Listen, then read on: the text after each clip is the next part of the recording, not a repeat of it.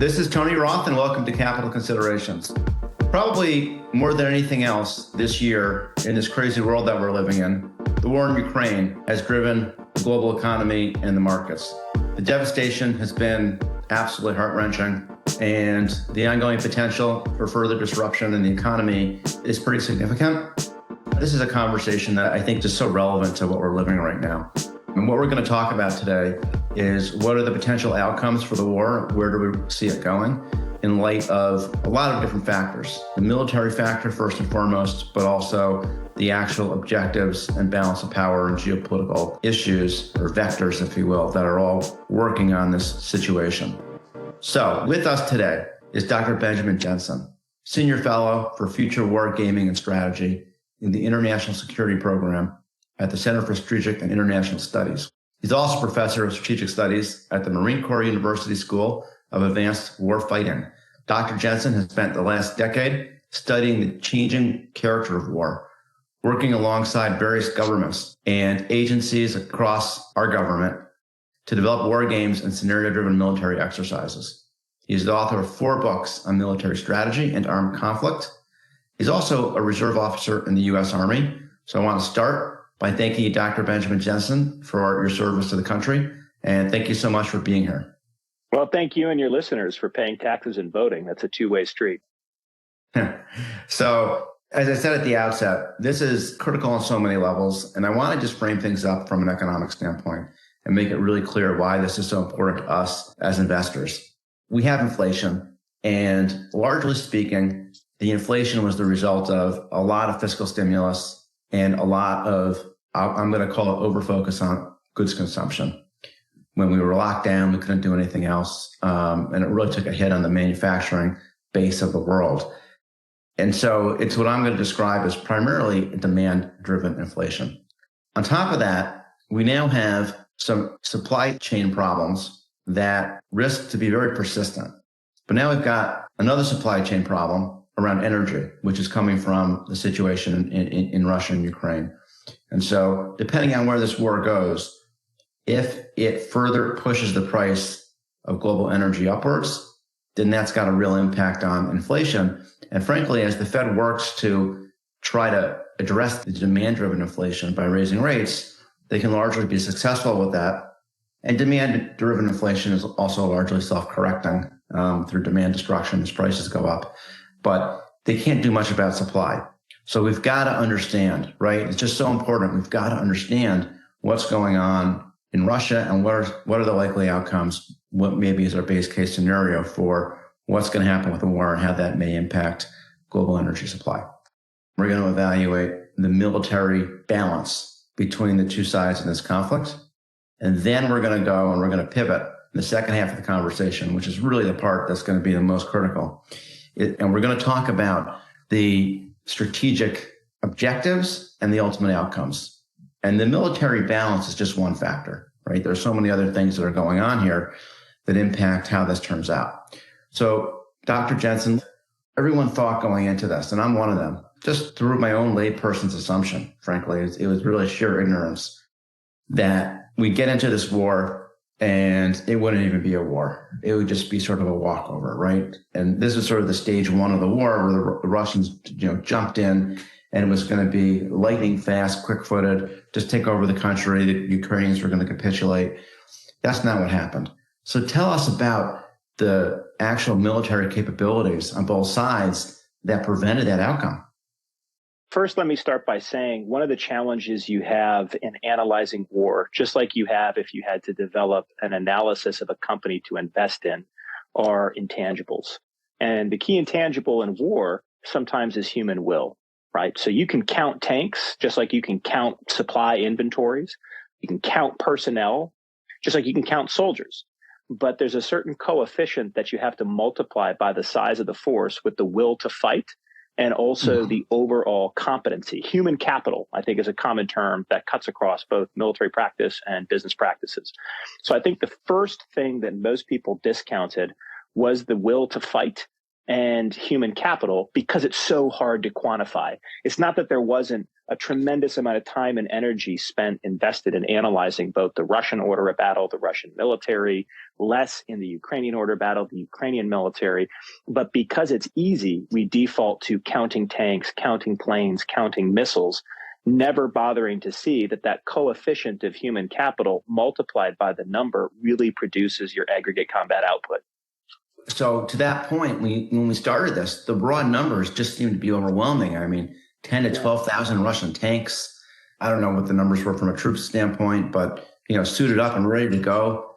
Sure. I mean, were they that unwilling to fight, or were the Russian tanks that decrepit? What happened? Yeah. So let's unpack that coefficient and talk about how a number like 1,000 becomes 10. So one of the things I do first is remember the troops that were mobilized along the Ukrainian border were subject to what's called an extended mobilization from the large-scale Russian exercise called Zapad. So every year, Russia got very good at doing these large-scale mobilization exercises, and moving from military to strategic has a strategic signaling mechanism designed to keep us and other NATO countries guessing. Wow, Russia can move 200,000 people within a month to a border. That's really scary, right? Well, it turns out they spent all their time practicing mobilizing and not practicing fighting, because there's an opportunity cost of time. If I'm doing one, I can't necessarily be doing the other. And what that meant is they were very good at moving forces into position, but they didn't necessarily have the type of intense, realistic combat training built in. And they also didn't, almost like a management structure, built in a role for non-commissioned officers and junior officers to take initiative, to see a problem and solve it at the lowest level, which meant, for like a comparison back to a C-suite, it'd be as if the CEO or the COO had to make every decision, to and including when to load toner into a printer. It would paralyze any organization. So you have this combination of, they practice mobilizing, but they didn't necessarily build the organizational structure for detailed initiative at echelon, is the military term for it. How do you have small unit tactics that take advantage of the situation? And then contextually, what they had done in Ukraine is they basically left their troops in the field, in some cases for as long as 6 months. Remember being young, right? You're 18, 19 years old. You don't really know what you're doing. And now you've been living in a tent with other stinky guys for 6 months. Probably fighting over cigarettes and homemade vodka, not allowed to use your phone, talk to your loved ones, talk to your sweetheart, and you're pissed. Your morale is one of those, the morale of the physical is 3-to-1, as Napoleon said, starts to really decline. So that gives you the two ways that coefficient turns a large number actually into a smaller number of combat power. Structurally and organizationally, they weren't training for the right thing.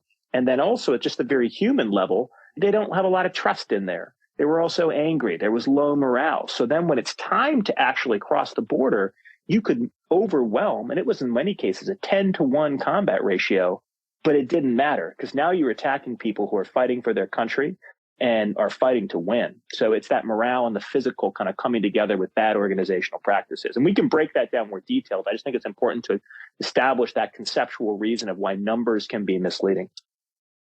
As investors, the environment's always changing in ways that we don't expect. For example, a war breaks out in Eastern Europe. Yeah. Right?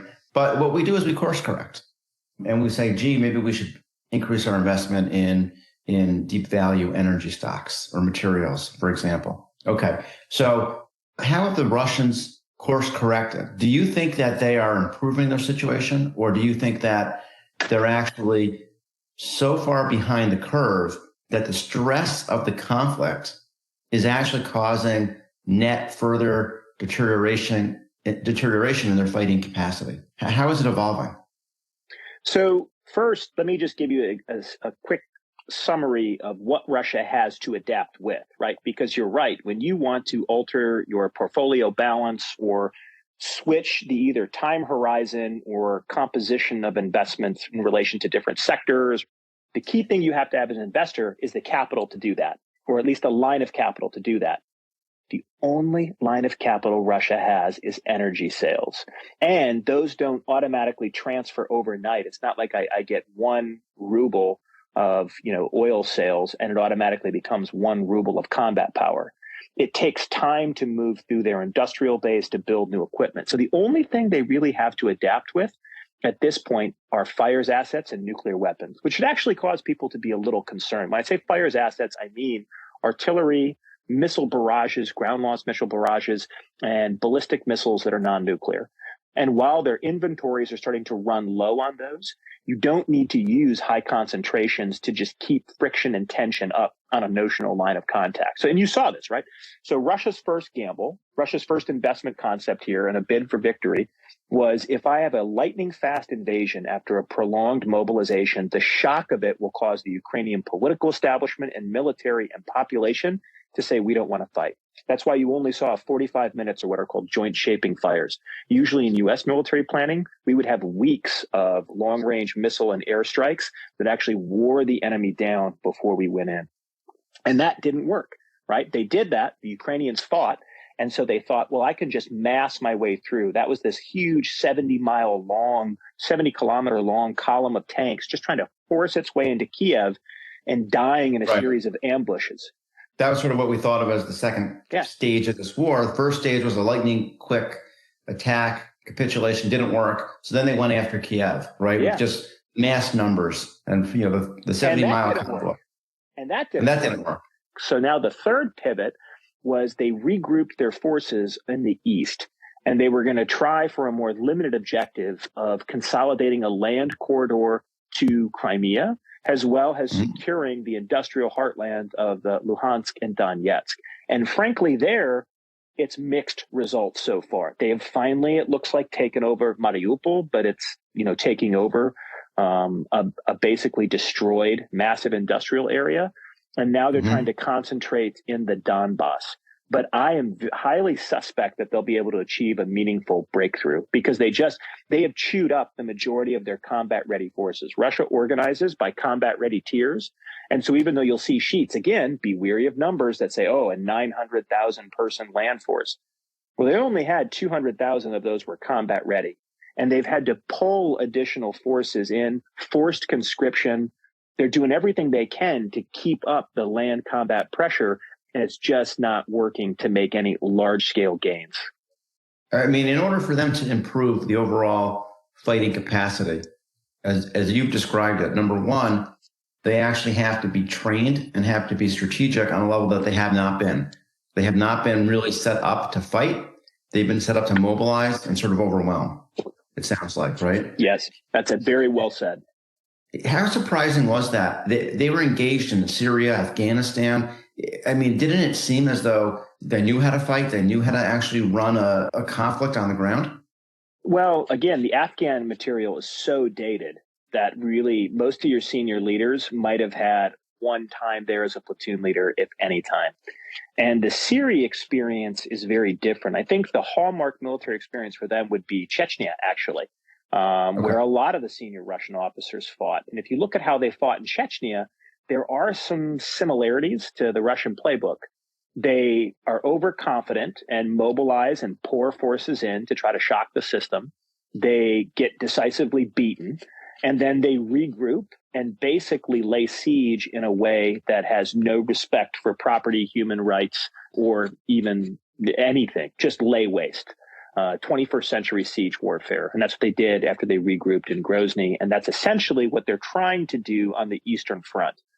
That means they might be pulling their scheme of maneuver back from an encirclement or pocket warfare, or also in the old German term is Kesselschlacht, a cauldron battle, fire cauldron, which is also the heart of blitzkrieg, the idea to try to constantly encircle your enemy and force them to surrender or face annihilation. They don't even have the position to do that in the East anymore. So I think you're just going to see artillery duels, massive shelling, and then a series of probing attacks to see if they can get lucky. Because the longer this goes on, they didn't have high will or morale to begin with. You have increased reports of Russian units refusing to fight. Don't forget, there's still more Russians arrested for protesting than have been killed on the battlefield. So you also have a war at home, even though the repressive state has proven able to lock people up faster than they can convince their friend to protest. It's just creating a two-front dilemma for them. At the strategic level, how long can they prosecute a war even though they have cash flow coming in from hydrocarbon sales. And then at the operational level, how much of their military are they willing to sacrifice for uncertain gains? So let's talk about the other side, Ukraine. My impression is that Ukraine has the will. They have the edge in that it's always easier to be defensive than offensive. Although now that may be changing if they want to push the Russians out. That in and of itself is a victory to even have that conversation. So really their equipment and their capability is one that's being built on the fly as a result of the inflow of weaponry from the West, not just the U.S., but really the entire West.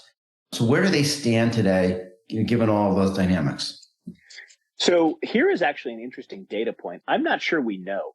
We can get a sense from all of the open source intelligence, the aggregation, the analysis, which is happening often in real time and reflective of modern society. I mean, even using things like fire detection satellites to determine the front line. I mean, it's nothing short of amazing, the type of data that's being aggregated by civilian watchers of this war. But what we don't know, because the Ukrainians have been very careful not to report this, and no one's calling them on it, is actually the depth of their own casualties. And they don't have an infinite number of people to fight. Clearly, they are not as high as the Russians, and clearly the will to fight is there. I think one blind spot we have is actually their casualties and attrition. Now, in the one sense, as long as we have actually are emptying out magazines and inventories to keep the Ukrainians in the fight, that doesn't matter for the next 2-3 months. But if this lasts up to a year, that could be a real issue. And I want to highlight this in a really specific way with a historical example and its contemporary parallel. We forget that during the 1973 war in Israel, the Yom Kippur War, that the Israelis, one of the things that kept them in the fight was exactly what the U.S. is doing with Ukraine now. It did in a major operation to Israel, airlifting large stockpiles of weapons from Europe to Israel to help sustain that campaign. Well, after the war, this caused a massive panic across the U.S. military because we realized, one, that inventory management in military art is really hard. Wars aren't frequent, thankfully. So you always are struggling to know, well, how many missiles do I need in the magazine? How many should the industrial base be able to produce? And those are all really difficult calculations. And what historically happens, it happened in 73, it's happening in this war, is we underestimate the amount of carnage and the amount of munitions required to achieve a battlefield success.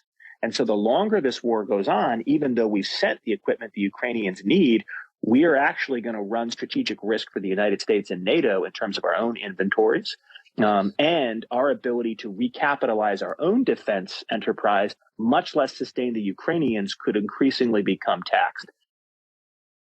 From our standpoint, that's really important because that it gives us an edge on our investing framework, and it tells us to go invest in the industrial sector, which includes the defense sector. Now, what about the Russian Air Force? I find it to be one of the things as a layperson, obviously, that I find to be very unintuitive is the idea that we can actually get these armaments to the Ukrainians, because I would have thought that clearly the Russians would be easily to be able to control the skies because America is not willing to provide planes directly because that would be too much of a direct conflict and risk nuclear war. So they would dominate the skies and therefore be able to bomb any armaments coming into the country. Why is that a naive or simplified conception? Well, a lot of people thought that. I tended not to think it only because of a historical example and a contemporary illicit business example.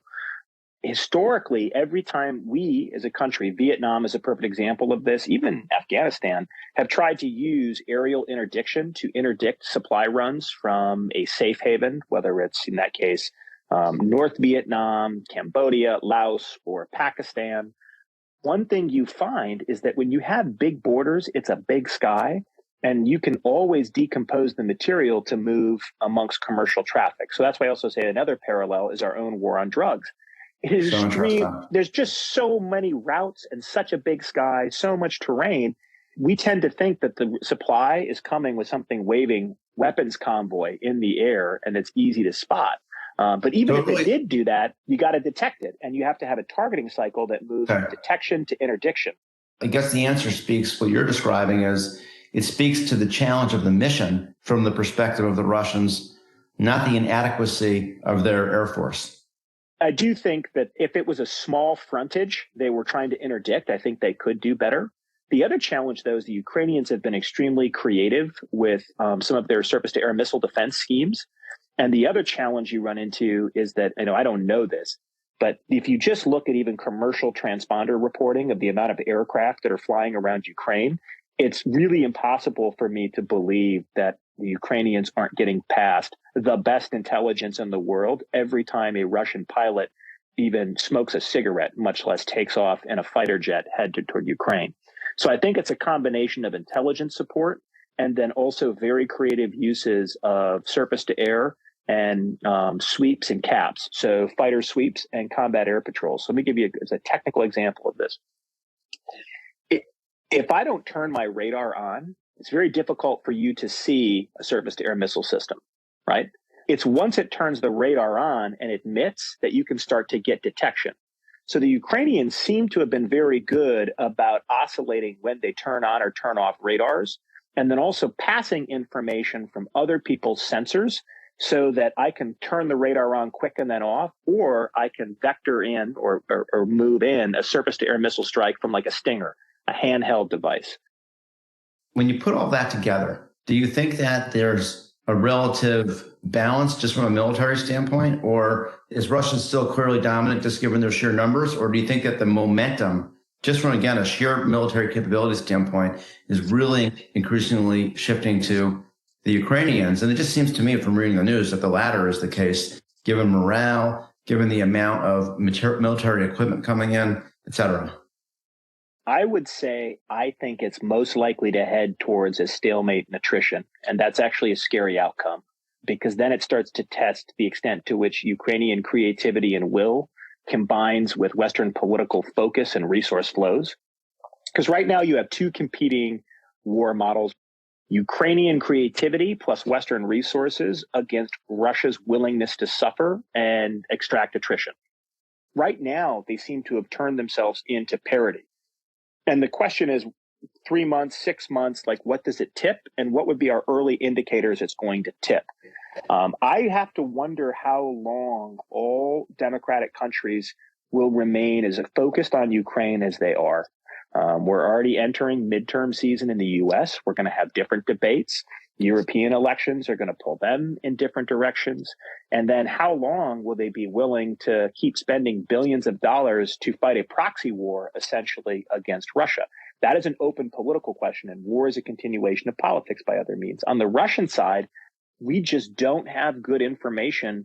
It seems increasingly, you've had 7 oligarchs commit suicide, put it in scare quotes, since the start of this war, most of them in the energy and gas industry. So it seems like Putin not only has control of his elites, he's also systematically eliminating those that he maybe thought he couldn't control. The latest one, if you haven't seen the article, the oligarch went to a shaman for a hangover. I can't make this stuff up. And the shaman gave him a hangover cure that accidentally had toad poison. I mean, this stuff is surreal. Will his inner circle stay cohesive, or will the West, broadly defined, stay cohesive? Just in terms of game theory models, the more people you're trying to keep together, the harder it is to maintain cohesion. So we're now in the second part of this dialogue by necessity. I mean, by all accounts, this has been a disaster for Putin. We'll talk more about some of the geopolitical aspects of this in a moment, but what do you think Putin's objective is at the moment? He's not going to force out the government of Ukraine. He may be able to knock off Zelensky. You never know. But that doesn't seem likely. So he's got his land bridge, more or less. What is his objective at this point from a military standpoint? I think that is the open question. He has his land corridor. So now is it just consolidating? Is it tactical consolidation along the front and then stop the special military operations, it's called? That would seem to be the most prudent course of action, right? Thucydides reminds us that war is about fear, honor, and interest. So never underestimate the fragility and delusional pull of the human ego. So Putin, in his case, it's almost his own ego and sense of what Russia is as an empire that he's trying to create. And so at this point, almost consistent with prospect theory, right, that you become more risk acceptance as you're trying to regain something you've lost, it isn't necessarily going to be rational. In that case, he's going to be orienting his strategy, which will translate into military objectives, to continuing an attritional struggle until something breaks. Maybe he gets lucky and assassinates Zelensky. Maybe the West gets distracted. Maybe China gets aggressive and pulls some of the attention that way. He can keep up pressure and wait for an opening and bet that he has more patience than we have cohesion and focus. So I think that's really the two kind of polar ends of this. He might not have made up his own mind yet, right? He doesn't have to. So in order for him to have that time, the luxury of time, he needs to be able to continue to essentially control the narrative within Russia through the perpetuation of, I'm just going to say it candidly, lies to the Russian people. I mean, the disconnect from reality to reportage is really pretty depressing. So do you think that relative to, pick a time at the start of the war, his grip on the domestic political situation is as strong as ever? Or do you think that as body bags come back home, or as mothers increasingly question, where's my son? Or as inevitably Western perspectives find their way into the country, or as, there's certainly an outflight of Russian talent, a brain drain going on in the country. So as all of those forces swirl within Russia, are those just sort of minor eddies on the margin, and he's got full grasp on the situation, or does he have only a limited time before ultimately the domestic situation, and also, of course, the GDP situation, that they're in a deep recession, and that's going to last for a long time. What's your assessment of all that? So I tend to think that he is more insulated from popular protest, meaning he has proven he is willing to exert surveillance and coercion disproportionate to the will of his own citizens to challenge him. And I think there's a certain disillusionment in society. One of the reasons Russian propaganda is so successful, and frankly, it's been successful in even corridors in our own country, in the United States, is that it plays off skepticism. So what it does is it basically convinces you that everything is a lie. So why not listen to what I'm saying? It just enhances this inherent skepticism and fear. And they even have concepts for this. They developed under the Soviet Union: reflexive control, active measures. We forget that some of the ridiculous debates in our country, like the CIA invented HIV or crack, are functions of KGB propaganda. Like, they've actually gone and found the article in the 1980s that a KGB operative put into an Indian newspaper to circulate some of this stuff. So, I mean, it is a very powerful tool. And the scary part is, in a connected world where we can all share, we almost crowdsource our own willingness to be lied to by buying into the skepticism and the moral equivalency and the whataboutism. So it's prominent in our country, and it's only going to get worse in the next couple months, the next 2 years. And in an authoritarian society, it means that they know they're being lied to, and they don't care because everyone's lying to them anyway. So this could just as likely trigger an in-group, out-group dynamic where I might hate my leader, but I hate you more being from outside my country. Just as much as mothers might cry about their kids fighting, they also might start hating Ukrainians more for killing them. So I think it's very difficult to predict how chaotic that domestic situation could get, or if it just stays complacent. I think he's proven capable of controlling elites for now, but we'll see. Well, if you analogize it to the Soviet Union, what brought down that regime? Was the opening only possible because somehow a moderate in Gorbachev came into power and provided that opening, and it wasn't organic through the society? And that's obviously not going to happen here. Maybe. It could be a combination of a moderate demographics. That was kind of their boomer awakening. They didn't have a summer of love. They had a summer of, can I just buy jeans and listen to rock and leave me alone? That happened later. I think from an economic standpoint, the unsung hero of the end of the Soviet Union is cheap Saudi oil. So part of it is they lost their ability to sustain revenue through the machine because of some of the oil price dynamics from the late 70s into the early 80s, which also not just were a function of the market, but also political efforts to open that up. It's an overdetermined explanation because there's so many variables, you can't separate them to measure them. Now, the challenge is, even if he can hold a political equilibrium and keep throwing forces at Ukraine, To what end? Like, what does the objective become? And how long can he sustain that? And I think nobody knows. Right now, the scary thing is, I think I saw a chart. I was talking to Ukrainian parliamentarians, so it could have been biased. He's made $58 billion in hydrocarbon sales since the start of the Ukrainian conflict. So he's still brought in more money than he's spent on the war. And a lot of that $58 billion was incremental to what he would have brought in had the war not occurred due to the price of oil.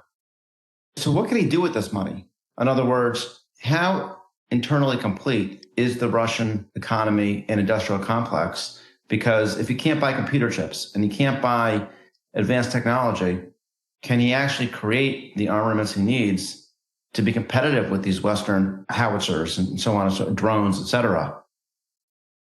Okay, so Russia can't import the microchips, but can Kazakhstan, can Brazil? So what he ends up doing is have to pay a corruption premium to have someone else smuggle the resources he needs. So he might pay a little more and have a time lag in terms of the supply chain, but I think he's going to get the material components he needs. And at some point, China could just decide to openly back him. Thankfully, that hasn't happened yet. So I think there's ways around that. I think the harder part of this is going to be for the Ukrainians is as his own economy shrinks and theirs shrink, they're reliant upon someone else supplying weapons, but thinking about this in terms of purchasing power parity. How much cheaper are the factory workers now who are cranking out Russian munitions? Well, labor costs just dropped quite a bit for them, right? So it's almost like while all labor costs are going up to restock and push weapons to Ukraine, his might actually be going down. And where his costs are going up, not that war is surely a function of cost calculations, but I think it's a good objective way to start looking at it. He will have the ability through other actors to get those component parts. So again, all of this trends towards an indeterminate horizon that could be prone to stalemate. He can press this war for a lot longer if he wants to. And he can't claim strategic victory. I mean, it's the ultimate strategic failure now that Finland and Sweden will join NATO. But he can continue to put the pressure on. And you don't see ultimately Turkey blocking Finland and Sweden from joining NATO? Maybe, but I mean, I think that's a quiet transaction that can be worked out. Whether we believe the headlines and it's really about PKK activists or it's really about equipment, money, something. Don't forget, Erdogan is not in a good domestic situation, either economically or politically. So he just might be playing a very smart hand in a longer game of poker. So when you put all this together, what you're describing ultimately is a likely base case scenario of a slow burn, an ongoing conflict that ultimately the sanctions will not be effective in bringing Putin to his knees. And ultimately, the question that we have to ask ourselves is, in that scenario, is there any reason that the Western European countries would, I'm going to use the word, prematurely desist from consumption of Russian hydrocarbons, and particularly gas, right? Oil is easy. The Middle Eastern oil that was going to Asia is going to come into Europe. The Russian oil is going to go to Asia. So that's going to sort of reach its own equilibrium, but it's the gas that's critical. So in this situation that you're describing as an outcome, it doesn't seem that there's any reason that as long as the Russians don't use nuclear weapons or chemical weapons, that the Western countries can't wean themselves off of gas over a period of years. Maybe, but that's a really hard economic question, right? So there's two cost functions at play. One, just as you adequately laid out, was how does the industrial supply lines of the gas, transit, produce, consumer realign itself? And that's going to take months, if not years, in terms of the contracts and then also in terms of the infrastructure. The second piece of it, though, is when do green sources become economically viable at scale to make a sufficient substitution for clean gas or just gas that's cleaner than oil? That is really difficult. That's why you see really smart investors like Bill Gates pouring so much money into alternative nuclear, because they just don't buy that the cost functions for green energy work out. And part of that's a storage issue. That's why you have people like Elon Musk. Tesla isn't just about Tesla. It's about getting the price for the lithium battery down enough that you can have cars. And that's why Solar City, I can have a Tesla roof with a Tesla battery that I can now power my own closed loop system. So I think you have really innovative people thinking about this. And even in the best case, they still see it's a decade plus away. So I want to understand what you're saying here, Dr. Jensen. This is a really important point to us. Right now, when we look at the cost curve of wind, for example, it's come down very, very consistently over the last decade. Same with solar, different rates, but the cost curves are very, very low right now. And in fact, it's cheaper to build a solar farm and an energy farm over their useful life for the cost of the energy they provide relative to gas-fired plants. But it takes a much longer time to build those, and they don't provide a energy in a reliable way, the way that a gas does. So you need to have a battery complex in order to store the energy so it's available. Is that what you're saying? That's absolutely what I'm saying. And the other piece of it is higher voltage transmission lines. So the entire way energy grids are designed are based upon different projections of energy needs. And this is where even the most free market person has to wonder of a role of government as kind of market maker of how do you create that kind of harmony of interest that allow you to rebuild grid infrastructure while taking advantage of those declining cost curves in solar and wind. And it's not just about the cost of the energy now, it's about your ability to predict the cost of it over time and ensure a stable flow. That's why the storage thing is such a big deal with renewables and how I can put those together. And frankly, this is going to be important for Ukraine too, because this war will end. And the Ukrainian economy, I mean, some of the numbers getting thrown around are something like over 200 billion now in infrastructure loss. You have massive amount of reconstruction that's going to happen. So the smart thing to do would also be as you rebuild a country like Ukraine or help is start experimenting with some of these new grid and infrastructure type investments, as well as weaning Europe off of it. I just think it's going to take a lot longer to wean Europe off Russian gas than a lot of estimates. And even the Europeans are kind of admitting this. They're just setting aside hundreds of billions of dollars to do it. Right. But the underlying premise that we've established, I think, is that in a slow burn situation, I mean, Russia's already committed atrocities in their, what's the term to describe, you sort of wipe everything out in front of you? Yeah. Annihilation Strategy.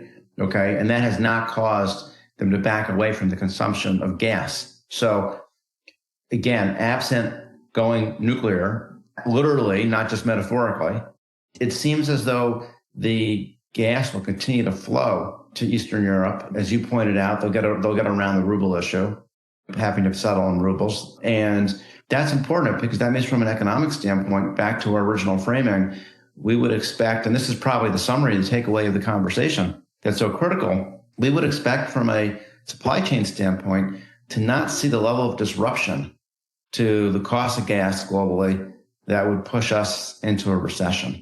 And we've already talked about crude and why there's more fungibility there, and probably not going to see $150 crude, at least not just due to this particular conflict. So that's important because that suggests to us in a GDP that's growing at nominally 9% or so, with inflation coming down, peaking at 8%, let's call it, but coming down measurably going forward, probably ending the year around 4.5%, let's call it, conservatively, that there's plenty of room for economic growth in this economy on a real basis. I think in the United States there is. The other intangible is the cascading effects economically from the Russian conflict aren't just in hydrocarbon pricing. It's also going to be in very important industrial materials, so aluminum, palladium, some others. And I think the most underappreciated one is really going to be the world is about to enter a food crisis that could produce second and third order effects, the likes of which, it's hard to imagine. We forget that the Arab Spring coincided not just with the thirst for freedom, but food price inflation. And I know we love to talk about CPI, X energy and food, which is always silly to me because it's the two things that everybody needs. I think the food aspect could really cause some disturbances that it's hard to predict how far they'll go. So I don't think it'll impact the US GDP necessarily, but it's going to create real discontent in labor markets because if you're at the lower end, you're struggling to pay for gas. And just like you started, buy groceries. And you're seeing trend towards unionization that will accelerate because of this. So I think there's some weird inefficiencies on the horizon. Well, and you make a really important point, which is that the reason that we focus as economists and investors on what we call core inflation and not headline inflation. So it's all price movements minus energy and food is because energy and food are very volatile. And it could be a big storm. It could be a refiner gets knocked offline due to a hurricane. It could be all kinds of different reasons that are typically very transitory, impermanent, that cause greater volatility in headline inflation. So we focus on the core. This is a very different situation. It may potentially the persistence of the upward pressure on energy prices and potentially food prices may be much greater than anything we've seen in the past, which should cause us to be much more worried about headline inflation and set aside these historic notions of core inflation. So I think that's a really important point. This has been an amazing conversation. Let me ask you just one last question, which I know is on a lot of people's minds, and it's impossible to answer, but we talked about nuclear a few times in this conversation. Do you see any real chance that is Putin going to try to use nuclear in order to draw in other countries because he becomes desperate? So I don't think so, but I think my confidence in that prediction will decline the longer the war lasts. And let me just explain what I mean by that.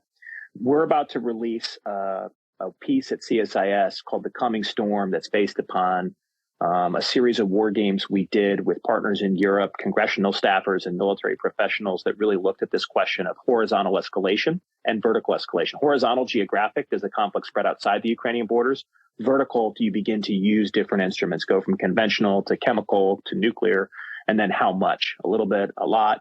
One of the things that series of war games, and then we did a lot of survey experiments in them, so analyzing attitudes towards risk, we found is that the longer the conflict lasts, the more risk acceptant actors become. And so that's why I'm kind of framing it this way. I don't think there's any rational incentive to use even a tactical nuclear device. The kind of industry term is Gila yield, so much smaller than Hiroshima or Nagasaki, but still a shock value effect to see a mushroom cloud on TV. I do think, though, the longer the conflict lasts, given those political uncertainties we talked about and uncertain battlefield gains, the unthinkable becomes thinkable. So in the next month, no. If this is still going in a year, maybe. So in other words, we have to be very, very careful, because the more it looks as though Putin would need to retreat with his tail between his legs, as it were, he's not going to allow that to happen without resorting to something like this. So we have to make sure that he has a measure of face saving in this process. We have to be very smart about how we arm the Ukrainians and how this thing goes. Yeah, fear, honor, and interest. I really find it hard to believe that Putin is going to all of a sudden find some benevolent side. So when you push a thug into a corner is when they get the most dangerous.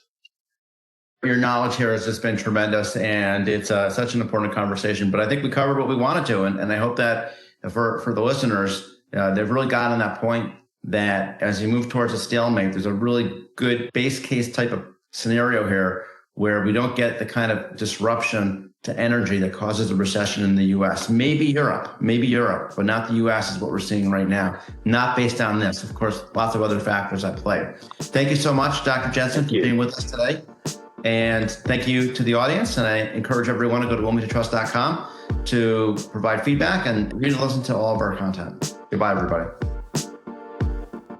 This podcast is for information purposes only and is not intended as an offer or solicitation for the sale of any financial product or service or recommendation or determination that any investment strategy is suitable for a specific investor.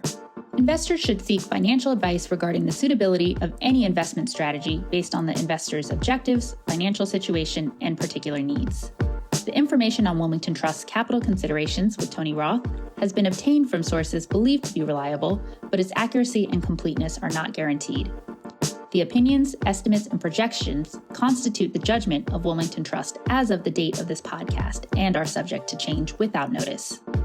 Wilmington Trust is not authorized to and does not provide legal or tax advice. Our advice and recommendations provided to you is illustrative only and subject to the opinions and advice of your own attorney, tax advisor, or other professional advisor. Diversification does not ensure a profit or guarantee against a loss. There is no assurance that any investment strategy will be successful. Past performance cannot guarantee future results.